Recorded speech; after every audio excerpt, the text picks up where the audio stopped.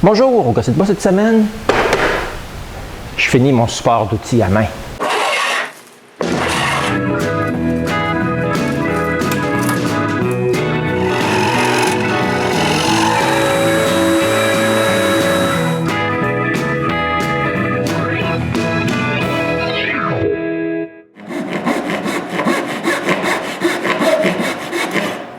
J'ai terminé mon dernier épisode avec mes tiroirs à moitié finis. Faut que je les termine maintenant. Pour ça, là, il faut couper mes collages moins larges pour que je puisse les passer dans la raboteuse.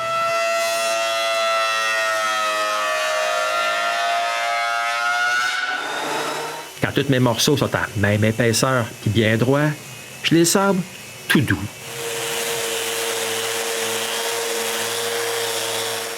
Ensuite, je peux les recouper à bonne largeur, qui est la hauteur des tiroirs. Ensuite, je peux faire les queues d'aronde du devant du tiroir. Quand j'ai les deux faites, je mets ce que j'ai dans mon tiroir en place, puis de l'arrière, je marque la profondeur du tiroir, juste avant de couper les morceaux à bonne longueur.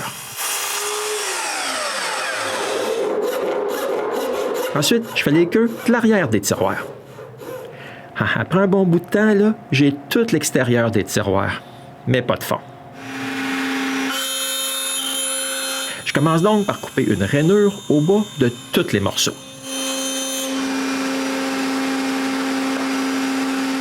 Je ne coupe pas la rainure de bord en bord là, sur l'arrière des côtés, mais je peux pour le devant, à cause de mes queues d'aronde recouvertes. Le devant là, va recouvrir le côté. Ensuite, je peux mesurer la grosseur des fonds. Mais juste avant de les couper, là, j'y rave mon logo sur les côtés des tiroirs. Ensuite, je peux prendre mes collages de chaîne et couper les fonds.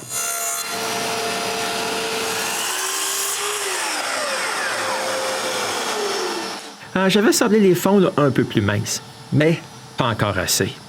Je fais donc une feuillure autour des fonds pour qu'ils puissent s'insérer dans les rainures. Après avoir essayé le tiroir à sec et voir que tout est parfait, je peux le coller. Je fais attention là, pour ne pas coller le fond aux autres morceaux du tiroir. Quand j'ai mis tous les morceaux en place, je vérifie que tout est bel et bien d'équerre et je laisse le tout sécher sans serre-joint. Je répète la même chose pour tous les tiroirs.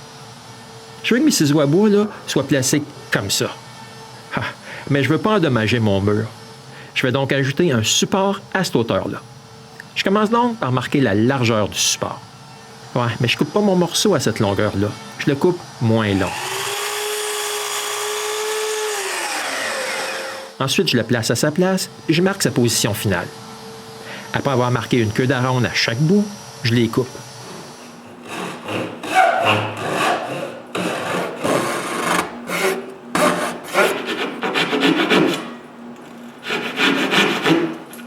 Quand la forme de la queue d'aronde est coupée, j'enlève juste un peu de bois pour faire un petit épaulement.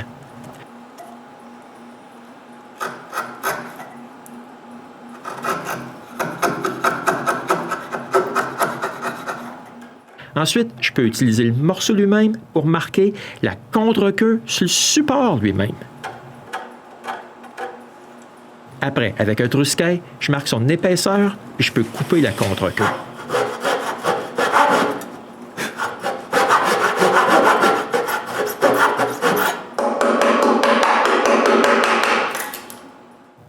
Je nettoie le tout là, avec des ciseaux à bois.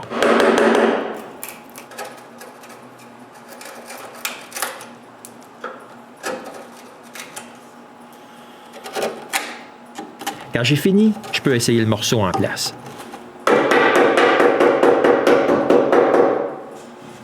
Comme c'est à mon goût, là, je peux placer ces aimants-là dans le support. Comme c'est des aimants très puissants, ils vont retenir les ciseaux à bois en position verticale. Mais avant, il faut que je marque l'endroit où je vais percer pour placer chaque aimant. Pour percer les trous, j'utilise une mèche de toupie à coupe spirale dans la perceuse à colonne et je perce un trou sur chaque ligne que j'ai faite.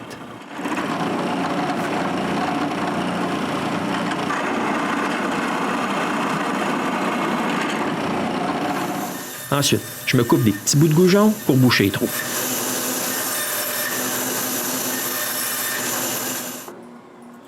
Maintenant, je suis prêt. J'ai juste à mettre un aimant dans chaque trou. Ah, voici ce que ça a de l'air quand j'ai fini. Maintenant, j'ai juste à mettre de la colle dans chaque trou et d'y pousser un de mes petits bouts de goujon. Quand la colle est sèche, là, je coupe l'excès des goujons qui dépassent, puis pour le reste, là, je le sabre droit avec la cajou.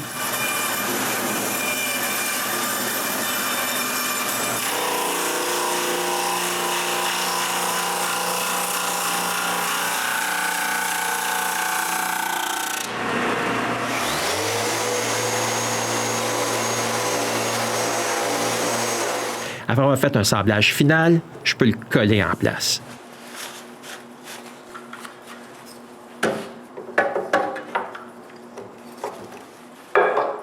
Bon, voici un petit aperçu de quoi mon support aura de l'air. Maintenant que la colle de tous mes tiroirs est sèche, je peux donc finir leur sablage. J'ai 6 beaux tiroirs, mais pas de poignée. Je vais arranger ça. Je commence donc par me couper des petits bouts d'érable. Ensuite, je tourne un cylindre.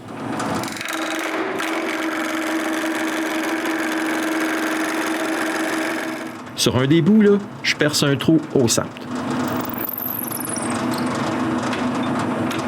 Maintenant, je vais utiliser mon X-Carve pour graver un pic-bois sur le dessus des poignées. Après avoir placé le point central directement sur la vis, je place ma poignée et je grave mon pic-bois.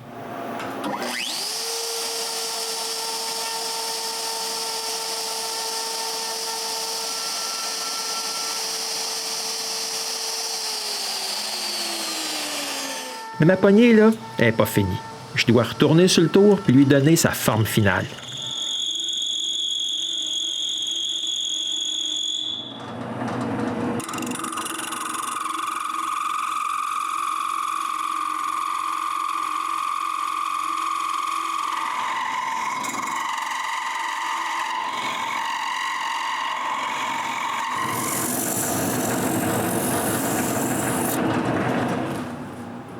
Quand j'ai les 6 poignées, je marque le centre de chaque tiroir puis je perce un trou pour la vis qui va la retenir.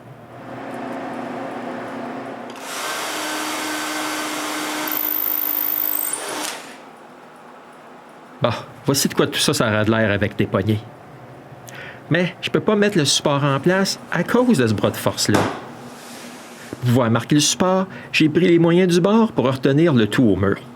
Quand le support est à sa place, là, je prends soin de m'assurer qu'il est bel et bien de niveau avant de marquer l'emplacement du bras de force sur le haut. Je marque aussi le côté droit.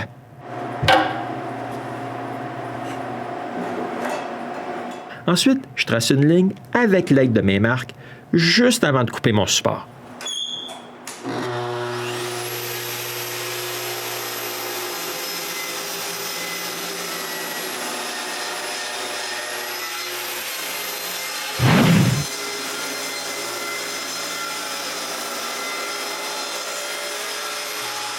Je marque ce qu'il faut enlever, puis j'utilise la toupie pour couper le bois.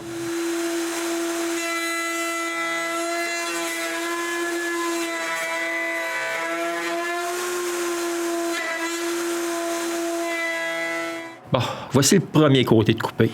Je dois faire l'autre maintenant.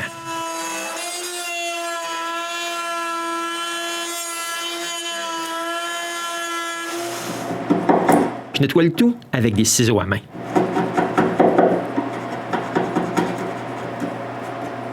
Mais avec les tablettes, je n'ai pas assez de support. Je me dégauchis donc un bout de 2x4 que j'utiliserai pour avoir plus de support. Puis je coupe le reste de ce que je n'ai pas encore coupé.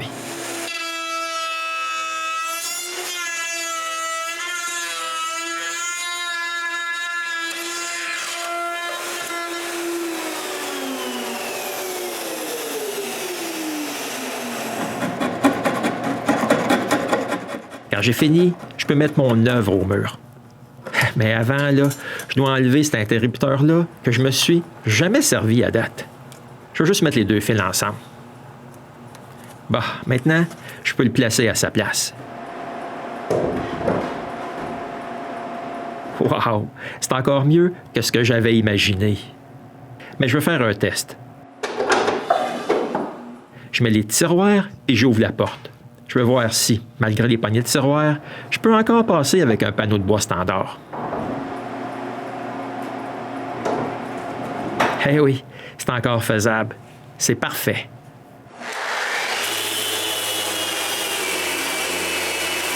Je peux donc maintenant sabler tout ce qui n'a pas encore été sablé.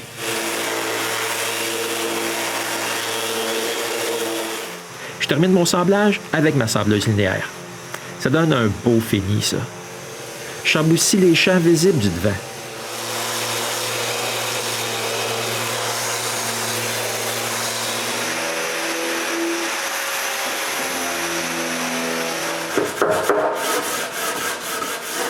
Tous les coins là, sont sablés à la main. Maintenant, je suis prêt pour la finition. Mais avant, là, il faut nettoyer partout. Je commence par vaporiser mon fini, ces tiroirs.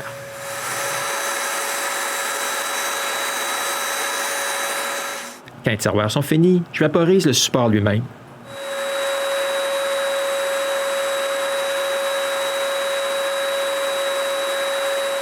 Le plus difficile là, était de le faire tenir en équilibre sur mes petites pyramides.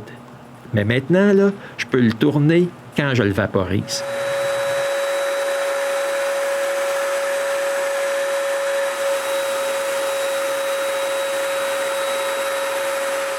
Après quelques heures, là, le fini est sec.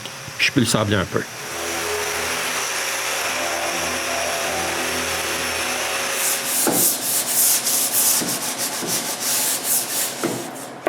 Après l'avoir nettoyé avec un chiffon humide, je vaporise la deuxième couche.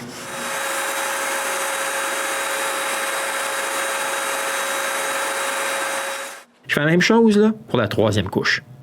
Maintenant que le fini est sec, je pourrais bien installer le tout en place. Mais je regarde puis je vois qu'il y a un peu d'espace entre le mur et le support. Je pourrais bien à cet endroit-là y entreposer mes scies. Donc, pour les retenir en place, je marque l'endroit où je vais percer pour y mettre des aimants puis je perce des trous.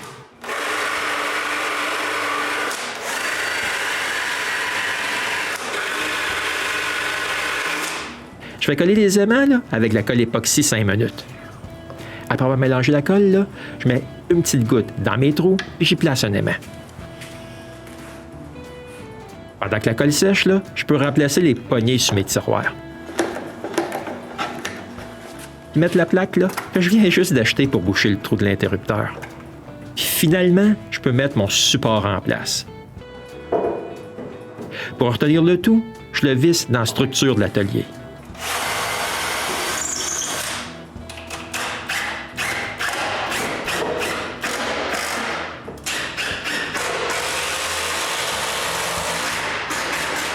Puis maintenant, enfin, je peux mettre tous mes outils à leur nouvelle place.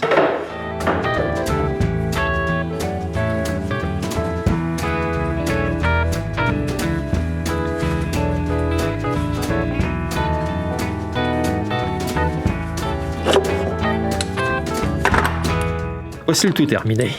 Je dois dire là, que je suis pas mal satisfait du look que ça ajoute à mon atelier.